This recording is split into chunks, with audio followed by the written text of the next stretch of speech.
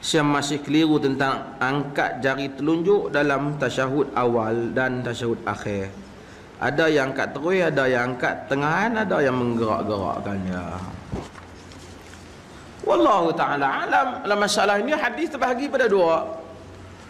Yang pertama hadis Abdullah bin Mas'ud menunjukkan baginda sallallahu alaihi wasallam menggerakkan jari baginda berterusan. Kedua, riwayat-riwayat lain menunjukkan seakan-akan baginda mendiamkan jarinya sama sekali. Sama ada tuan-tuan diam ataupun bergerak secara berterusan. Ada riwayat menyebut baginda mengisyaratkan jarinya. Namun tidak disebut bilakah baginda mengisyaratkan jari itu. Sebahagian para ulama menafsirkan yang diisyaratkan itu ketika menyebut asyhadu an la ilaha illallah wa asyhadu anna muhammadar rasulullah. Namun hadis tak menyebut. Hadis akan-akan kalau kita baca keseluruhannya macam menggerakkan sentiasa ataupun mendiamkan sentiasa. Wallahu ta'ala alam, kita tak balah masalah ini. Namun kalau tuan-tuan tanya, saya kata salah satu daripada dua. Sama ada menggerakkan sentiasa atau mendiamkan sentiasa. Adapun asyhadu an la ilaha illallah wa asyhadu anna muhammadar rasulullah, kita tidak jumpa hadis dalam masalah. Sebab itu tuan-tuan, kita kena letakkan. Ada orang yang sibuk menggerakkan jarinya. Dia memikirkan gerakkan jari dia. Dia tak memikirkan kekhusyukan dia. Dia tidak memikirkan aurat dia. Dia tidak memikirkan kebersihan dia. Dia tidak memikirkan tentang solatnya. Yang lebih utama daripada gerakan jari, yang dia utamakan ialah gerakan itu je. Lagi orang tengok, lagi dia bangga. Sedangkan banyak lagi benda yang dalam solat yang kita kena perhatikan betul-betul. Bacaan kita betul ataupun salah. Takbiratul ihram kita betul ataupun salah. Ada orang yang angkat takbir.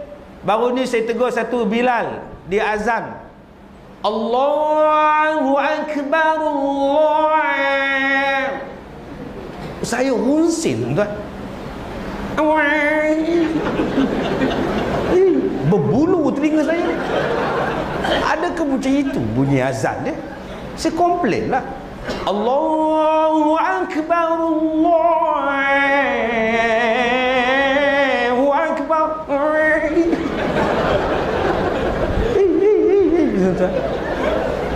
Udah keluar dalam radio, saya jumpa penerbit radio padam ini tak betul. Macam apa? Keluar dalam radio kereta saya. Kereta tu saya punya, radio tu pun saya punya. Kalau bukan saya setumbuk dah bagi pecah juga. Tuan-tuan, ada orang yang bila semayang dia tak jaga benda ini. Walaupun sempoi, tapi dia tak jaga semayang dia tu. Allah, Masya Allah. Itu belum lagi yang Allah. Itu macam nak terjun dekat kolam renang tuan-tuan. Ini lepas tak lepas ni, lepas tak lepas ni kata dia. Dia angkatnya takbir Allah. Kita sembahyang sebelah dia Allah. Sampai kita terganggu sekali. Lalas kitanya beralah. Tak apa, tuan-tuan Haji dulu buat angkat dulu, tak apa. Saya kemudian sikit pun tak apa. Ini tuan-tuan, ada orang yang tak jaga benda ini. Ada yang langsung senyap sunyi. Senyap dan sunyi, tabir malam menyelimuti. Dia pun semayang pun senyap dan sunyi.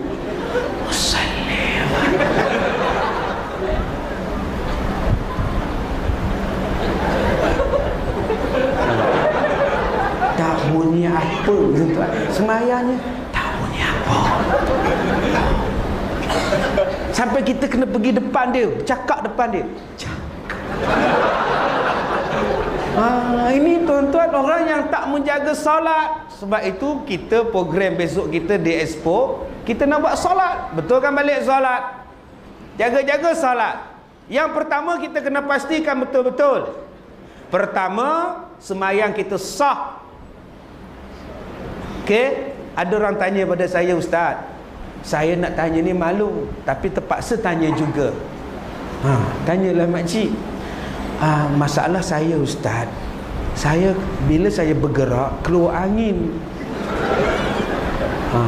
Ikut belakang lah. Bukan ikut jalan depan. Jadi batal tu pun tidak, Ustaz? Selalunya kalau buang angin namanya kentut, jalan belakang. Saya kentut ke depan, macam mana Ustaz? Astagfirullahalazim tuan-tuan. Ini tuan-tuan, kalau isteri tuan-tuan tanya, apa nak jawab? Abang batal ke tidak? Abang keluar angin ke depan. Mana aku tahu kamu punya? Mana boleh suami cakap macam itu? Itu tanggungjawab suami, kena belajar. Kena ambil tahu masalah orang perempuan. Subhanallah. Baik, itu yang pertama, yang menjamin sah ataupun tidak. Yang kedua, kita kena pastikan solat kita ini diterima atau tidak, diangkat ataupun tidak, ditulis sebagai solat ataupun tidak, diberi markah sebagai solat ataupun tidak. Ada yang jaga semayangnya dengan serbanya, dengan songkoknya, dengan kepiahnya, dengan telekungnya, Masya Allah, dengan bersihnya, dengan pakaian sejadahnya, bersihnya, Masya Allah. Itu dah bagus. Yang kedua, apa dia? Yang kedua, solat kita diterima ataupun tidak. Ada 18 golongan yang tidak diterima. Golongan yang pertama yang tidak diterima solatnya ialah pembunuh. Orang yang bunuh orang. Ustaz, saya tak bunuh orang, saya bunuh kucing. Kenapa bunuh kucing? Sebab dia curi lauk saya. Kamu dengan kucing pun kamu nak berkira ke? Sedekah je lah. Apa salahnya seekor ikan bagi dekat dia, tompok, nak makan. Tompok pun datang makan. Ini dibaginya tulang, tompok, letak tulang dekat kucing. Kucing pun tengok. Kalau aku pandai masak, aku tak minta kat kamu, kata dia. Salah dia, aku tak pandai masak. Macam mana nak masuk syurga kita bagi kucing makan tulang? Itu satu hal. Kita bagi makan kucing dengan tulang. Ada setengah orang makan kucing. Lagi teruk tuan-tuan. Subhanallah. Ustaz, macam mana dengan saya? Saya menggugurkan kandungan. Isteri saya pregnant. Berapa minggu? 3 minggu. Dia balik ke rumah, dia menung, Ustaz. Saya tanya, kenapa kamu termenung? Bukankah zaman sekarang zaman memetik bunga? Bukan zaman bermenung. Itu namanya seroja. Mari menyusun seroja, bunga seroja. Tu Jamaah Abdillah punya lagu ni. Sekarang zaman bermenung, bukan bermenung. Sekarang mari kita memetik bunga, gitu dia. Tuan-tuan, isteri menung balik. Abang, dah 3 minggu bang. 3 minggu apa? Mengandung lah, apa lagi? Kan abang dah pesan, berhati-hati. Berhati-hati konon kalau kita tidur seorang tak jadi apa. Awak lah punya pasal dah mengandung kita sekarang. Dia pergi ke hospital ke klinik haram mana ke tuan-tuan, digugurnya kandungan. Apa hukum? Dicucinya benda itu. Boleh ataupun tidak? Orang macam ini dikategorikan sebagai apa? Adakah semayangnya diterima? Adakah semayangnya ditolak? Kita faham bunuh orang. Bunuh orang itu yang tak diterima solat. Yang tuan-tuan baca dalam paper hari ini, yang di Johor, kisahnya berlaku minggu lepas, tapi keluarnya tuan-tuan hari ini. Ya, budak yang dibunuh, Dirang nama dia, Girang nama dia. Dah lah bunuh, bakar pula. Masya Allah, subhanallah. Ganas je tuan-tuan. Ya, tak, binatang pun tak buat macam itu. Tidak ada hati perut.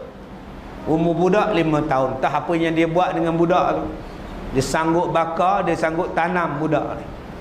Masya Allah. Itu pembunuh. Solatnya tak diterima. Yang kedua, orang yang tidak diterima solatnya siapa? Orang yang menipu dalam jual beli, yang menipu dalam perniagaan, mudarrib, menipu dalam bisnes. Yang ketiga, orang yang tidak diterima solatnya ialah orang yang minum arak, ditolak solatnya. Orang yang derhaka kepada mak bapak, aqul walidain, mudminun khamrin, aqulil walidain.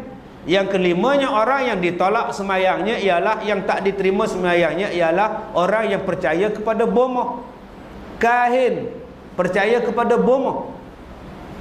Yang keenamnya arraf, orang yang percaya kepada tukang telek, percaya pada telek nasib, percaya pada telek. Bila dia nak beli rumah, dia tengok rumahnya di mana posisinya, nak letakkan perabot di mana posisinya. Ini nama dia arraf. Allah tak terima tuan-tuan. Ditekanya tik lalat ini apa tandanya? Tik lalat di hidung apa tandanya? Ditengoknya bintang dia ialah bintang apa? Maka dia tengok kepada bintang, dia tengok kepada tenung nasib daripada tapak tangan dia. Itu nama dia arraf. Orang yang percaya kepada benda ini, maka orangnya tidak diterima solat. Tuan letak tangan, pergi menghadap dengan Tuan Haji Bahir. Pergi menghadap dengan Haji Bahir. Urat ini bertemu dengan urat ini, makanya Cikgu Murni nak kahwin dengan orang kaya. Tu. Orang kaya mana Tuan Haji? Namanya Akil ke Sakil ke, tapi kil-kil lah. Masya Allah. Orangnya tua ke muda Tuan Haji? Nak kata tua, tak tua sangat. Bayar-bayar saya lah Cikgu Murni. Nampak sangat gatal Tuan Haji ini. Rupanya dia telek untuk dia. Tuan-tuan, urat kita, tapak tangan kita tidak mencerminkan untung nasib kita. Orang yang percaya kepada araf ini ditolak. Ada yang percaya pada cincin membawa tuah. Ustaz, cincin ini saya dah pakai 40 tahun Ustaz. Cincin inilah yang membawa tuah pada saya. Cincin kalau kamu campak dalam lombong tak jumpa dah, kamu tahu?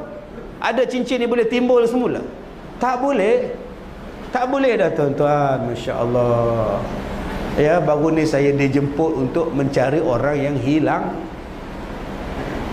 Ya, mencari orang yang hilang dalam kolam, dalam tasik. Tasiknya dalamnya 90 meter kedalamannya.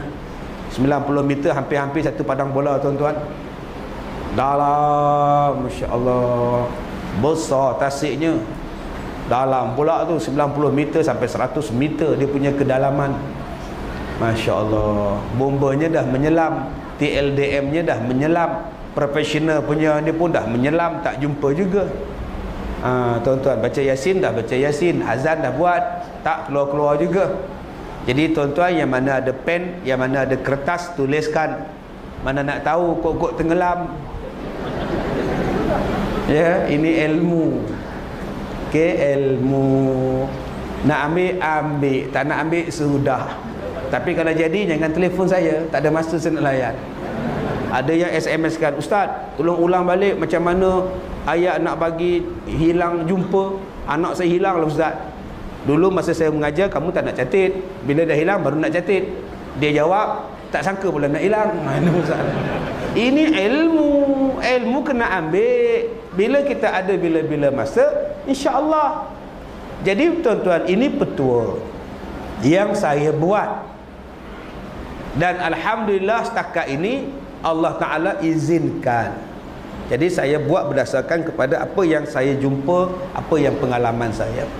Baik, bila ada kehilangan lemas di dalam tasik, sungai, laut dan sebagainya, bila dah cari tak jumpa apa semua, kebiasaannya 24 jam mayat akan timbul. Mayat akan timbul, kebiasaannya. Tetapi ada kes-kes yang tertentu mayatnya lambat timbul. Mungkin ketika dia tenggelam, dia pakai kasut besi. Dalam kasut itu ada besi, bukan kasut besi.